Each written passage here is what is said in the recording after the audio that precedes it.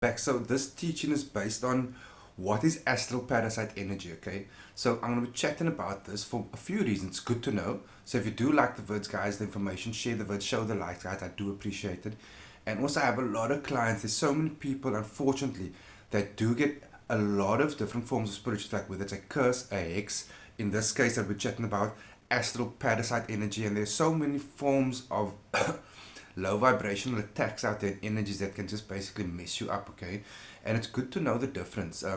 And there's always a solution. So let me teach you guys, and again, for those who don't know, I am predominantly a spellcaster, a spiritual teacher, a cult teacher. I do a lot of one-on-one consultations where we can do either healing sessions, shadow work, you want to learn about magic, entity, discuss that, or anything you see on my vids, we can go in depth, or if it's a case that you need, a spell you down, we can go in depth into that, find the best solution, design the best spell.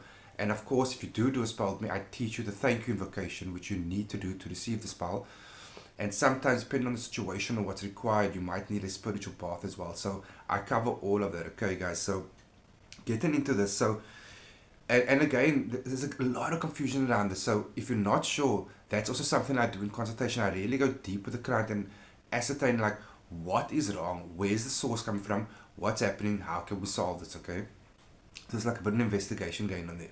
So if after any form of spiritual work, right, or occult rituals, or any form of that practice, you start to experience or you're feeling tired, drained, that's an obvious one. And again, drain isn't always a case of an attack, okay?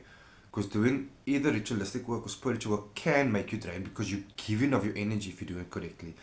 But it is still something to be aware of. So, tiredness, drained, you're miserable, unusually miserable, okay? Irritable, you're having strange dreams or nightmares that is not usual for you. That's a very clear sign of a possible astral parasite energy attack, okay? So you could be dealing with that as the problem. And it does need to be cleansed because it can get worse. So, and keep in mind, astral parasite energetic beings, right? They're not entity, okay? They are more, because they're formless, they're more energy signatures with ill intent, low vibrational beings, but not entity, okay? Because they're formless. So this means the reason why they would want to attach themselves to you, right? Not possess you. They can't possess you, but they can cause shit. Firstly, you become a beacon out there what you're doing spiritual ritualistic work, right? I've done vids in that, okay? And again, if you need more teaching, let's do one-on-one. I'll really teach you well, okay? So keep in mind, when they're there, because of their form, they're there to attach to your aura, which is why you start experiencing all those low vibrations and even ailments and sicknesses because they're leeching off your aura, your energy, because they can't possess you. So they'll take that instead, which is still way too much you want to give off, okay?